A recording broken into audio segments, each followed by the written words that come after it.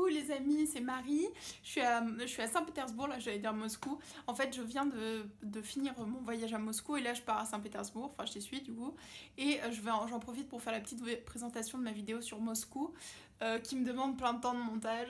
Mais bon, en fait ça va vous permettre peut-être de voyager un peu aussi en vidéo du coup si vous ne pouvez pas aller à Moscou. Et moi ça me permettra de revoir des souvenirs de voyage et tout. Et donc pour l'instant je fais cette petite présentation pour vous faire un peu le feedback de ce que j'ai vu. C'était la première fois de ma vie que j'allais en Russie, ça faisait 11 ans que je rêvais d'y aller et j'y suis allée. Ça n'a pas été comme j'imaginais, il y a eu des bonnes surprises, des mauvaises surprises aussi, mais en somme ça a été un beau voyage et donc je vous en fais une petite vidéo. Il faut que vous vous attendiez à ce que les Russes ne parlent pas anglais quand vous allez aller en Russie si vous voulez y aller. Donc c'est bien d'apprendre un peu de l'alphabet cyrillique et tout parce que franchement c'est compliqué de communiquer quand on parle pas russe parce qu'ils parlent pas anglais. Et sinon pour l'architecture j'ai sélectionné du coup les meilleurs moments parce qu'il y a des choses mais vraiment magnifiques qu'on trouve pas en fait en Europe. Du coup je vous laisse avec les petites images. Bisous. Coucou les amis, je vais vous montrer quelque chose. Voilà. En fait on n'a pas bien vu donc je vous refais une vidéo. Et voilà, je suis à Moscou, je suis arrivée et je suis super contente. Donc je vais vous emmener un peu avec moi si vous voulez. Voilà la cathédrale du Christ Sauveur et c'est trop beau. Et j'en profite pour faire cette petite vidéo parce que les feux durent 10 000 ans. Et on voit avec le petit bonhomme rouge qui bloque en plus. Et ce qui est fou, c'est que les voitures ont plein de temps pour passer et les piétons doivent attendre super longtemps. Donc voilà, c'est quand même trop beau. Là, je ne sais pas si vous voyez bien, mais vous avez la statue de Dostoïevski et la grande bibliothèque nationale. Le seul problème, c'est que je viens d'y aller, mais personne ne parle anglais, et du coup, je ne comprends pas ce qu'ils me disent.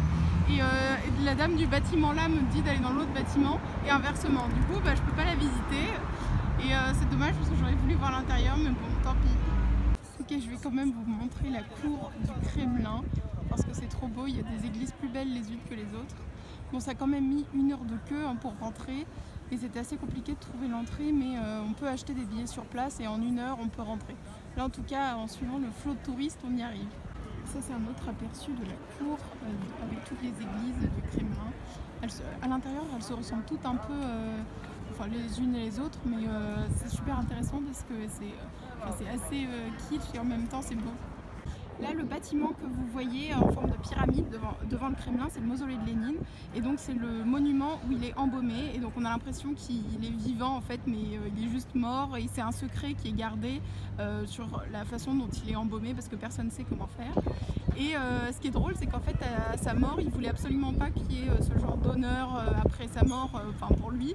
Et il avait clairement demandé à ce qu'il n'y ait aucun monument édifié pour lui. Et en fait, personne ne l'a écouté, donc voilà. Et en fait, quand on visite ça en tout, parce qu'il y en a qui se demandent pour la longueur de la queue, j'ai mis 45 minutes tout compris, queue et bâtiment, visite du bâtiment. Et là, vous voyez une allée de sapins et derrière, il y a toutes les tombes de beaucoup de soldats et généraux russes, mais de la Révolution. Et vous avez la tombe de Staline derrière les arbres. Donc voilà. Ça, c'est l'intérieur de la cathédrale Saint-Basile. Je vous montre là à Moscou une jolie cour intérieure qu'il y a à côté du musée d'histoire de l'État avec de l'artillerie, mais je ne sais pas exactement ce que c'est. Voilà une autre vue de la citadelle, du Kremlin, avec une immense statue. Et le problème, c'est qu'il n'y a aucune indication sur ce que représente la statue, sauf en russe. Et j'arrive pas encore très bien à lire. Et voilà, je vous montre aussi à gauche ce que ça donne. C'est trop beau. Et voilà le monastère de Novodievitchi avec un immense cimetière, un peu comme au Père-Lachaise, avec plein de tombes des personnalités russes célèbres. La vue était trop belle, du coup je vous la montre, même s'il y a tellement de soleil, donc j'espère que vous verrez. Derrière vous, ce que vous avez vu, c'était une immense statue d'un homme sur un bateau, avec là la vue sur le Kremlin. Et le pont, et juste en face, la cathédrale du Christ Sauveur. Regardez, je vous montre la vue.